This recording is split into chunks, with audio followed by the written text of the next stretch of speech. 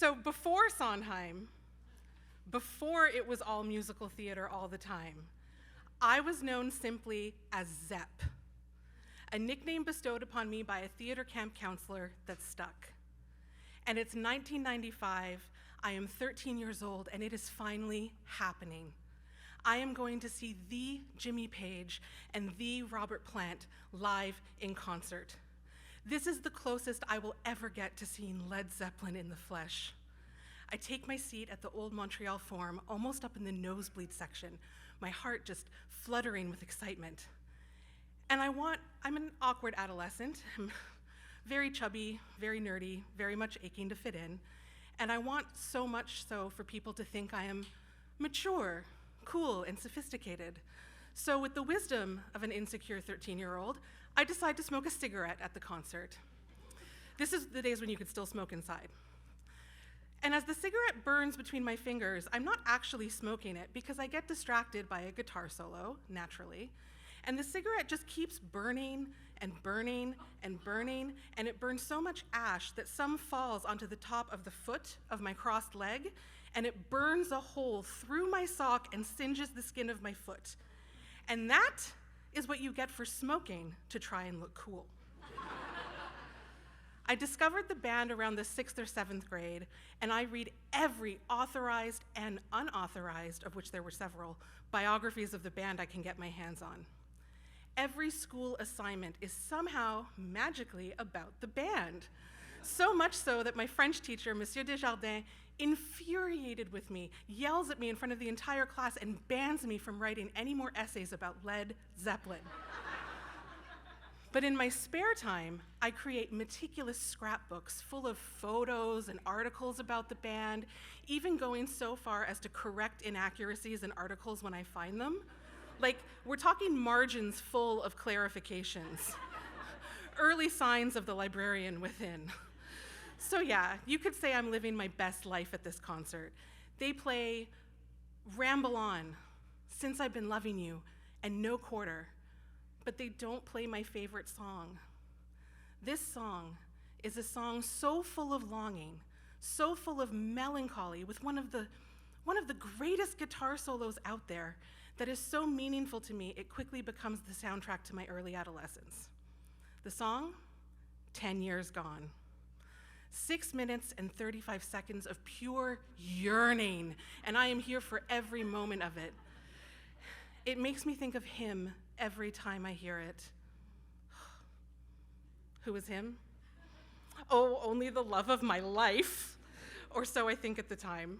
He is the older brother of a friend of mine, and he, like my music idols, is in a band. He also looks a lot like my favorite guitarist and subject of my first ever erotic dream, Led Zeppelin's own Jimmy Page. My crush, he's tall, very skinny, with these long yet sturdy arms and somewhat feminine. And he doesn't have Jimmy's mane of dark hair, but I do, so we'll call it even. Oh, and the sex dream, by the way, a repeat offender to this day.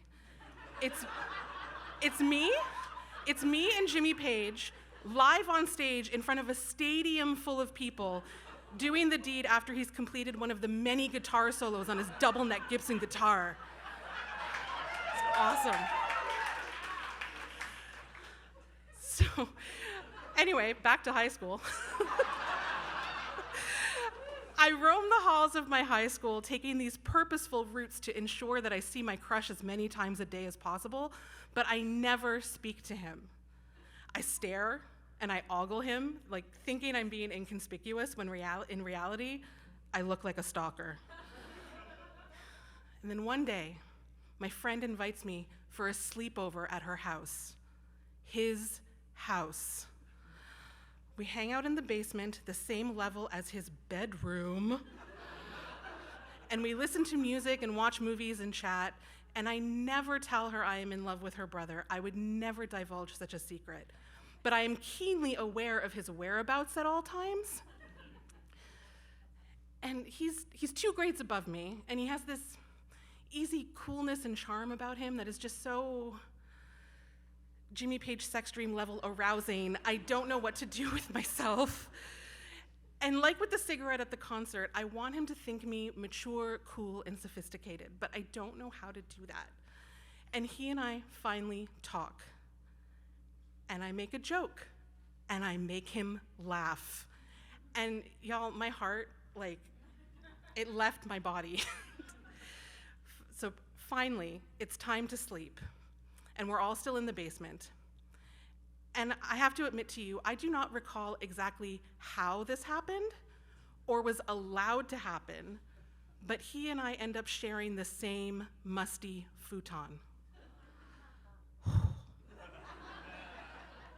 We listened to 10 Years Gone and the rest of the Physical Graffiti album on a loop, talking about music and laughing, and I have no recollection of where his sister is during all this.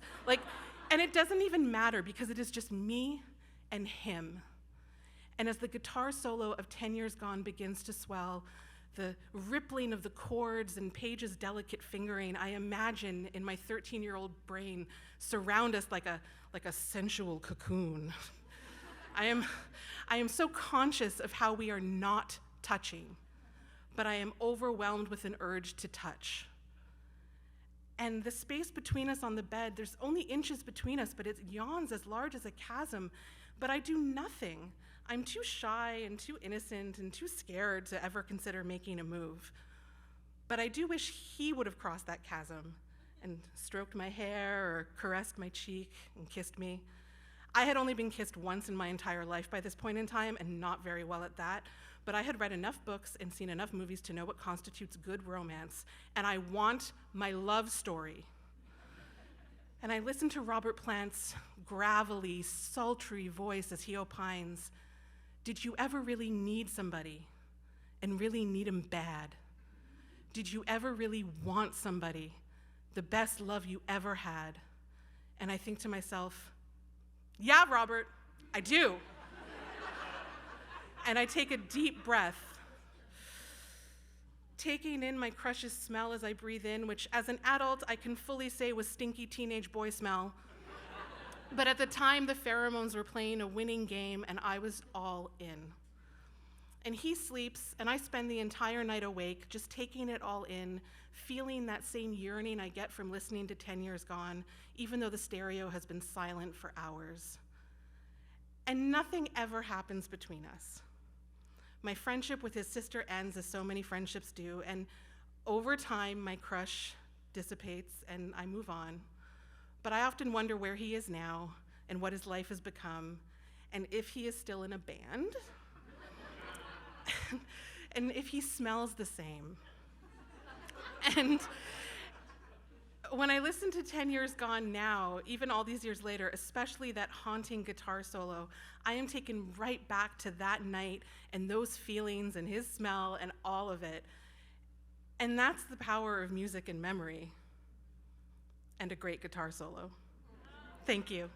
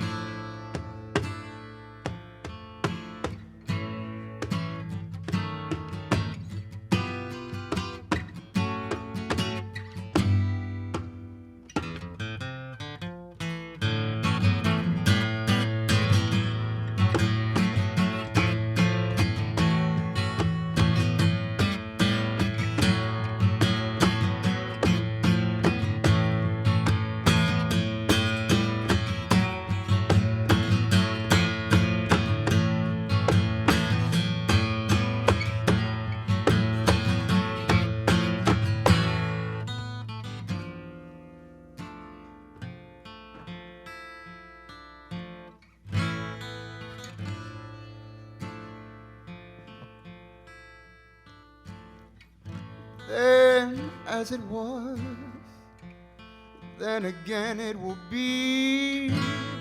And though the course may change sometimes, rivers always reach the sea.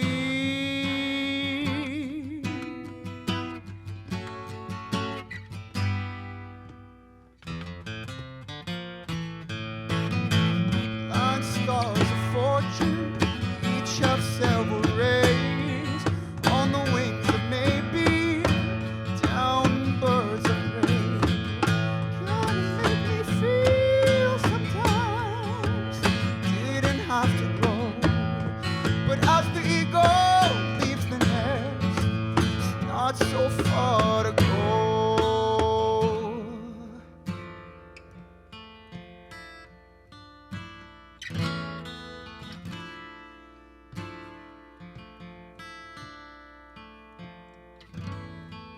Changes fill my time, baby, that's alright with me. In the mist I think of you and how it used to be.